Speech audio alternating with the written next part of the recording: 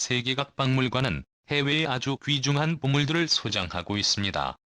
대영제국 박물관에는 파르테논 신전의 조각상, 프랑스 루브르에는 비너스상이다. 승리의 여신상 같은 상징적인 작품을 소장 중이고, 두 나라 모두 전 유럽의 희귀한 문화재와 각종 이집트, 중동, 인도 등의 핵심적 문화유산들을 소장하고 있습니다. 이러한 문화재를 바탕으로 프랑스, 영국 모두 유럽을 넘어 중동 근동의 패권을 제패한 강대국이자 유럽 문명과 헤게모니를 장악하는 나라로서 심볼릭한 해외 문화유산으로 분류됩니다. 놀랍게도 한국에도 이러한 해외 유산이 있습니다.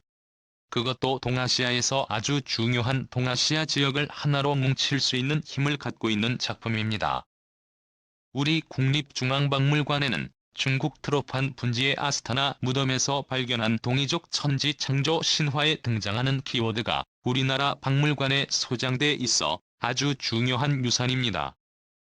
한국이 소장한 도키와도는 세계 신비주의자들과 고대의 역사를 탐구하는 세계 학자들에게 단골 토론 이슈가 되고 있습니다.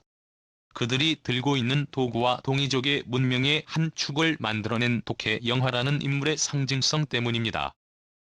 근현대 유럽의 신비주의 사상에 영향을 준 심볼이 동양에서 발견된 부분에 대해 서구권 학자들은 매우 경탄을 하고 있습니다. 도쿄와 도의 경우 도미죠.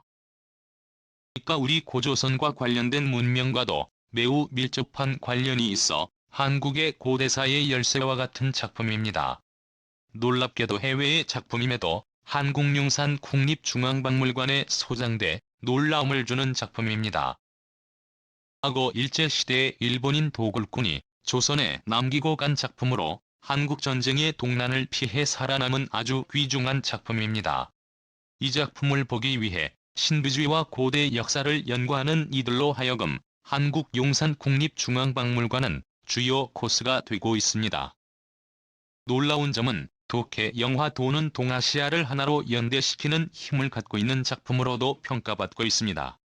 마치 매년마다 전쟁과 혈전을 벌이던 유럽이 고대 로마 제국의 구심점으로 유럽 국가들이 하나로 연대한 것과 같이 동아시아에서도 유사한 일이 벌어질 것으로 전망됩니다. 동이족의 뿌리를 지켜오면 한국을 비롯한 동이족권 동아시아권 국가들인 대만, 일본, 중국, 동북부 일대가 평화롭게 하나의 공동체를 이루게 할 수 있는 문화가 바로 동이족의 역사이며, 그 중에서도 복희와 도는 매우 심볼릭한 이미지로 평가받고 있습니다. 특히 대만은 이러한 동아시아 동이족권 문화권에 편승하기 위해 매우 노력하고 있는 상황입니다. 대만은 놀랍게도 세계 3대 박물관으로 평가를 받고 있는 국립고궁박물관을 보유한 나라인데, 최근 대만인이 고궁박물관에서 한국 역사와 관련된 일로 중국을 분노케 하고 있습니다. 전략TV 쪽은 대만에서 친한 여론이 크게 성장하고 있습니다. 원래 대만은 한국에 알려지기로 효만의 나라로 알려져 있는 상황이지만 최근 그 상황이 많이 달라지고 있습니다. 특히 기아자동차의 경우 2020년도부터 괄목할 만한 성장세를 기록 중입니다. 2020년도 기준 기아자동차 소형 차량이 수입차 판매량 1위를 기록하고 있고, 대만의 화폐 가치와 국민 소득도 급성장하기 시작하면서 앞으로 대만 시장 내에서 한국의 공산품 자동차 수출 실적도 더욱 높아질 것으로 전망되고 있습니다. 최근 대만은 1인당 국민 소득과 국내 총생산이 기적적으로 성장했습니다. 바로 TSMC를 비롯한 반도체 산업 덕분입니다. 대만의 1인당 국민 소득 역시 36,000달러를 돌파하여 동아시아에서는 한국, 일본 다음의 고소득 국가로 떠올라 해외에서도 대만 국적자들의 대우가 달라지기 시작했습니다. 대만 국적자들도 한국, 일본 국민과 마찬가지로 무비자로 유럽 전역과 북미권 국가들을 자유롭게 여행할 수 있게 됐을 정도로 국력이 크게 성장했습니다. 그런데 대만은 늘 불안을 안고 있습니다. 바로 중국이 대만을 침공하는 순간 이 노력이 산산조각 나버리기 때문입니다. 과거 홍콩과 마카오는 세계에서 손에 꼽는 1인당 국민소득을 보유한 나라였습니다.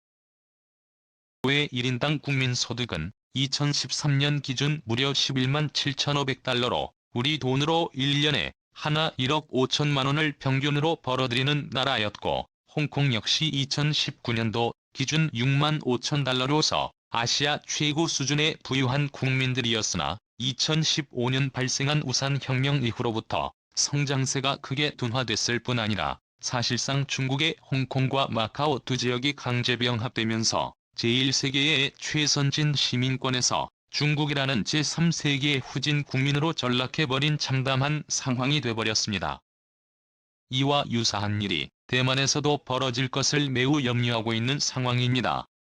이 때문에 대만은 한국, 일본, 가 등 동아시아 친서방국, 그 중에서도 한국과 밀착연대를 추진해 눈길을 끌고 있습니다.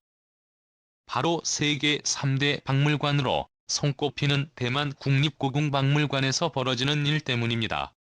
국립고궁박물관이 세계 3대 미술관이 된 이유는 바로 1957년부터 1949년 사이 중국과 현재의 대만이 국민당 사이에서 벌어진 국공내전이 발생하면서 국민당이 중국 대륙에서 밀리기 시작하자 대만 국민당 정부는 중국 대륙 전역에 있는 가장 귀중한 보물들을 모조리 모아서 대만 해역을 건너게 대피를 시킨 것입니다. 사실상 중국에 볼만한 모든 문화유산들이 대만 섬으로 건너갔다고 봐도 무방할 정도입니다. 이 때문에 중국의 빼어난 문화유산이 모두 대만성으로 가 있어 세계 학자들은 중국의 문화재를 보기 위해 중국 본토를 가는 게 아니라 대만 섬을 방문합니다. 그런데 최근 이렇게 중요한 타이완 국립고궁박물관에서 한국과 관련된 역사 서술이 중국 당국을 분노케 하고 있습니다. 대표적으로 국립고궁박물관의 고조선사와 고구려사 부여 사이의 표시를 전부 한국식으로 표기를 한 것입니다.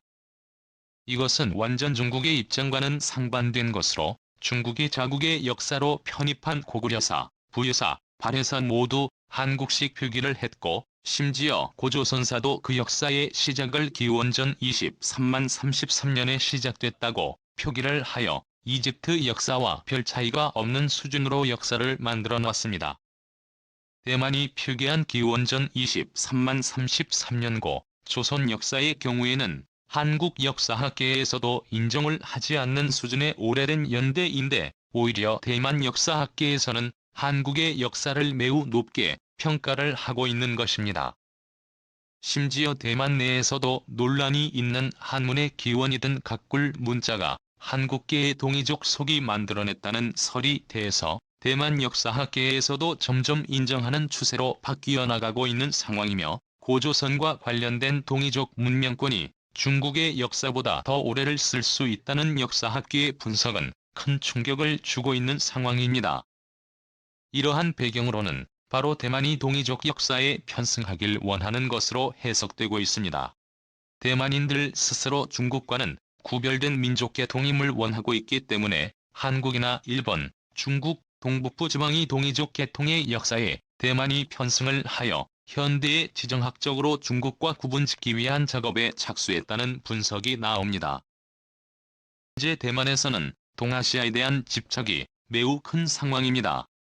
왜냐하면 대만은 지리학적으로 동남아시아의 기후대와 흡사한 지역인데 부유한 한국, 일본, 그리고 중국 동북부 해안지역의 동아시아에 편승하여 별도의 지정학적 우위를 얻길 원한 것으로 해석됩니다. 실제로 반영되어 영국 브리테니커 백과사전에서도 동아시아의 개념에 대만이 키워진 상황이며 마치 유럽 대륙이 실제로는 아시아 대륙과 합쳐진 대륙이지만 유럽이라는 별도의 정체성을 만들기 위해 별도의 지정학적 구분을 지었던 것 같이 대만에서도 동아시아라는 부하고 인문학적 헤게모니를 장악하고 있는 동아시아에 편입되는 것을 매우 원하고 있고 생각보다 주도적으로 세계 학계에서 역할을 다하고 있는 상황입니다. 이 최근 대만의 핵심 정치 리더들은 실제 대만이 한국과 연합된 국가 시스템을 만들자는 제안을 내놓기도 하고 있습니다. 대만 최초의 여성 부총통인 위수렌, 우리말로 여수련 전부 총통은 한국, 대만, 일본을 엮은 공동체인 동아시아 평화 포럼을 주도하는 인물일 뿐 아니라 꾸준하게 한국을 방문해 대만과 한국 관계 증진을 위해 노력한 거물급 정치인입니다. 사실상 대만의 손가락 3개 안에 뽑을 만한 거물급 여성 지도자인데 아시아의 민주주의 국가들끼리 연합하자는 제안을 케이지에 거대한 충격을 주고 있습니다. 특히 그녀는 대만은 역사 내내 한순간도 중국 역사의 일부였던 적이 없다고 주장하며 대만의 독자적인 역사적 헤게모니를 만들어 나가기 위한 노력을 기울이고 있습니다. 2004년에는 중국 책 신원미상의 인물에게 천수이벤 총통과 함께 암살을 당할 뻔한 사건이 있었으나 살아남아 대만의 독립과 동아시아 민주주의 국가들 간의 연대를 위한 국제 정치에 힘을 쏟고 있는 상황입니다. 유럽이 고대 로마 그리스 문명을 바탕으로 E와 나토라는 공동체를 이루었듯이 동아시아판 국제적 연대를 위해서는 역사적 밑바탕이 필요합니다. 그런데 그 핵심이 되는 역사가 바로 동이족 사복은 프로젝트가 있을 것으로 해석되며 중국의 고대 문헌과 문화재를 대부분 보관하고 있는 대만의 역할이 최근 부상하고 있습니다. 현재 중국에는 과거 마오쩌둥이 저지른 문화대혁명 기간 중에 수많은 고대 문서들이 불타 사라져 중국 상고사와 동아시아 고대 역사를 알 방법이 없는데 동아시아의 상고사와 관련된 서적들과 문화재들 대부분이 고스란히 대만 국민 관에 소장돼 있는 것으로 알려져 있습니다. 이 때문에 대만의 동아시아 역사 복원 프로젝트의 매우 핵심에 서 있는 상황인데 대만 역사학계에서는 한국사를 상당히 높게 평가를 하고 있는 것은 우리 역사학계로서는 매우 고무적인 일입니다. 놀라운 점은 한국이 그 동아시아 평화공동체의 핵심 국가가 될 것이라는 점입니다. 현재 대만과 일본의 젊은이는 물론 중국에서 취업난에 시달리는 청년층들은 한국을 마치 꿈의 나라처럼 여기고 한국에서 살고 싶어 안달이 난 상황입니다. 유명 인사들, 부유층들은 심지어 한국의 세컨하우스처럼 부동산을 구매하다가 한국 부동산 시장이 교란되기도 해 사회적 문제가 되고 있습니다. 과거 고조선과 동이족의 정통성을, 즉 계승한 전통을 갖고 있는 한국은 중국 공산당이 떠오르는 거대한 위협에 대항할 수 있는 평화공동체를 오늘은 이것으로 마칩